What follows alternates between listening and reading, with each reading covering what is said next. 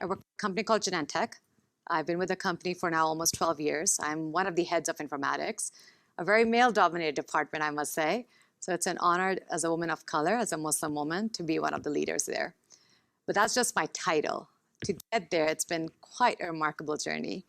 And every time, when I'm asked that, do I feel any fear coming up when you're speaking about yourself? And I will say every time, even though I've spoken quite a few times, every time I have fear coming up. Even right now, I can hear my heart beating. And it's common, it's normal, it's a human reaction. But I was talking to my mom earlier this morning, and I was like, oh gosh, what am I going to talk to them about? And all she said to me, they're people just like you, just like me. And I'm not going to talk about my accomplishments and all my education, how I did this and that. No, I think I want to talk to you about one of the most strongest emotion I still have a challenge with at this age and time, and that's fear. And how courage was one of the pillars I had to embrace to these defining moments I'm going to share with all of you. So imagine a girl who was quite opposite to what her culture expected her to be, a girl that was told that a woman can never be a leader, and that education was something that she can dream of. And yes, I'm not in my 50s or 40s, I'm in my early 30s, but I lived through those times. And I imagine this girl who had to stand before a paternal grandfather, was told that education is there's no use for her and her sisters. And imagine this girl as a young adult who was called out in her college back home in a class of almost 80 men and 5 girls in an engineering class. And she was told that she was wasting her time here. Her kind should be at home cooking and cleaning. But life has different plans for you. And life and Allah sends people towards you that you never imagined having, and they help you be the person that you are today. And those two remarkable human beings have been my mother and my grandmother. I don't think I'll ever be able to find the right words to express what my mother has done for me and my sisters, but just in short, that she has saved me in every possible way a girl can be saved. And my grandmother, all I'm going to say is that she is my best friend. She'll always be my best friend. And she always reminded me that I am the son that my mother never had, the warrior that she never had, in my lowest points in my life. And I held those words and my mother's commitment to my education very close to my heart. So this girl did finally get to go to college, and I think it was my final year. Yeah, it was in my final year when my marriage was arranged. And I'm going to be honest, I was so excited that I'm going to get to have my fairy tale wedding and my fairy tale marriage. I know, guys, I was very young. I was 21 when that happened. And it was far from fairy tale, is all I'm going to say. It was far from fairy tale because it was the beginning of quite an abusive marriage.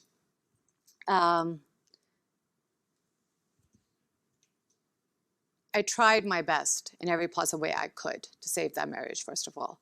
And career and ambition, that was not even in my mind at that point. And every time something fell apart, I always used to lay the blame on myself, that I need to fix this. It's my responsibility. I need to put this together. Yet it was something that wasn't just my own or something that I had to fix.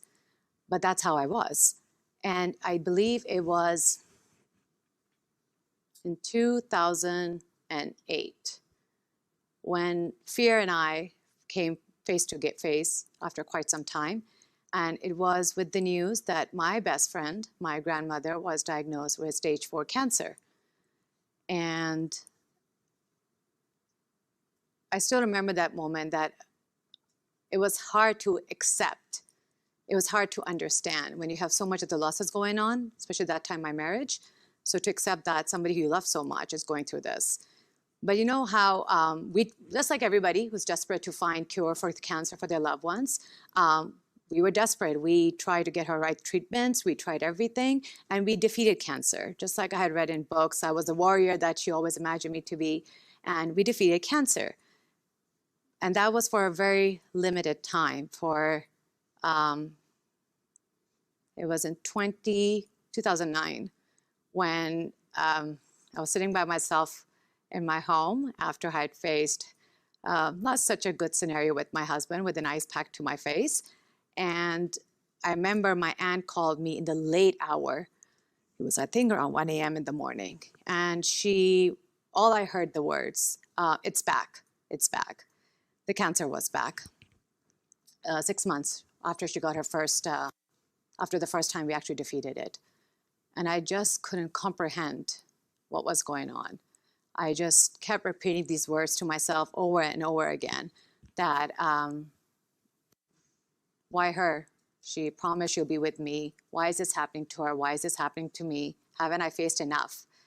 And I still remember the last time when I spoke to her, she said something to me quite profounding, which I still look back and go like, I don't know how or where she knew that from. She said that if God took something from you that you never imagined losing, it's because something so much better for you that you never imagined happening. It was the very next day at 5:11 a.m., the cancer won and took my best friend away from me, the great Surya Yunus. We talk about mental health. We talk about suicidal thoughts, depression, clinical depression. This woman right here faced through all of that, including suicide thoughts. And I'm not ashamed to say it out loud. But I had choices. Either I could let that darkness consume me completely, or I would do something about it. And I'm so glad I chose the latter. So in order to do something about it, and in order to save my marriage that was completely falling apart, in 2010, my husband and I, we at that time were called to this fascinating country, a country that was foreign to us as its language, and that's the United States. And when we got here, this woman right here never held a job in her life, because I got married in my final year of graduation, never ever had a job in her life, never held a job in her life. So for her to even face a world that's called corporate world, no way. There's no way I can even do that. So imagine how much fear and I were like this at that time. But I had to, because we were living in the Bay Area. It's not easy. It's expensive here. So I knew I had to get out there and get the right job. And it was the summer of 2010 when I got a call from this quite a fascinating company called Genentech. I was beyond surprised. You're inviting somebody who has no experience, nothing whatsoever, but you want me to come for an interview. Okay. And at that time, I think they had a campus building in Redwood City. It's no longer there now anymore, unfortunately. But I remember I was standing outside the building, constantly fixing my scarf, brushing my pants, and just making sure that I look okay. And I remember I took a couple of deep breaths, opened the door, and went inside the building. And I was greeted by this remarkable human being by the name Bob Albert, who I did know at that time was going to be my manager. And he welcomed me with a big smile and warmth and said, "Welcome to Genentech." And I didn't realize that was the beginning of a whole new journey. Because after that, honestly speaking, the way I grew and evolved and was surrounded by people who uplifted me up, emboldened me enough, empowered me enough to walk away from marriage that was never meant to be saved. After that, I swear I thought this was it. I've conquered all my fears. I have empowered myself. Yay, this is it. But little did I know that life had other plans for me. Life always is mystery, right? And it has always other plans for you.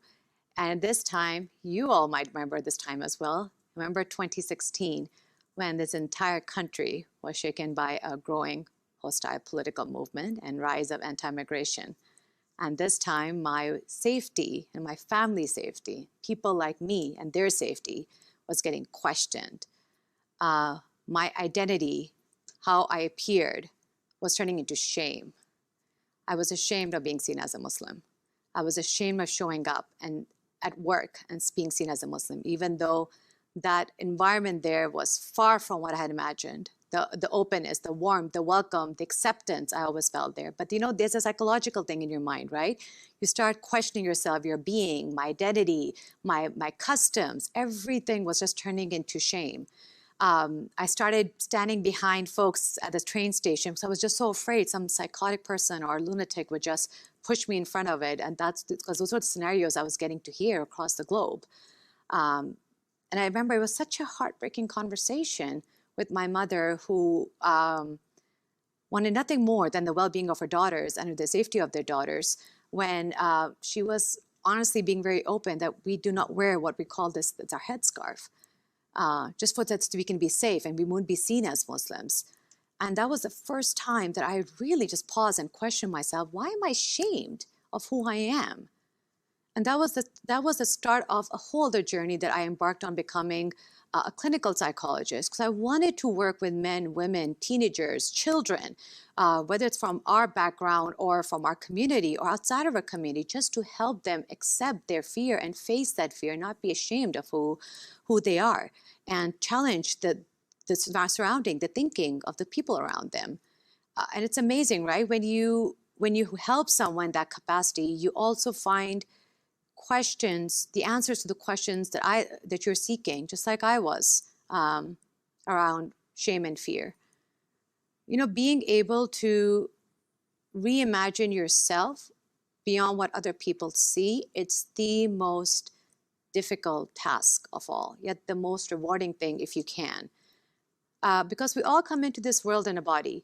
People with neurological difficulties, environmental or war-impacted communities, boys, girls, boys who want to dress up as girls, girls who wear veils, athletes who bend their knees in sign of protest, sexually assaulted victims, Black, white, Asian, Latinos, us as a community right now as Muslims, Native Americans, you or me.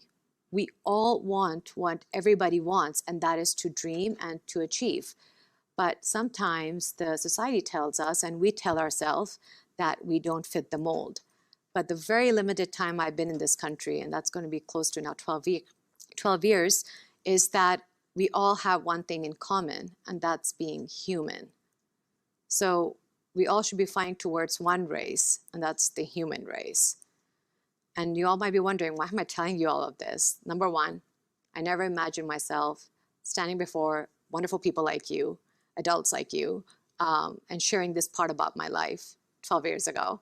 And two, these 12 years, if I look back, wow, it's been a long journey, but it's been worth it. And this girl who was just lived her life in fear is now a woman who's beginning to embrace and face that fear. So I hope by sharing this, I get to learn a little bit about all of you. And don't just hear my story. Listen, and try to listen to each other's stories, just like I hope I listen to yours. And our stories have no ending. They have chapters, sequels, pages upon pages, and our stories must go on. And that can only happen if we help each other write it together. Sky is not your limit. You are brilliant, you are smart, you are intelligent, and don't let anybody tell you that you're not.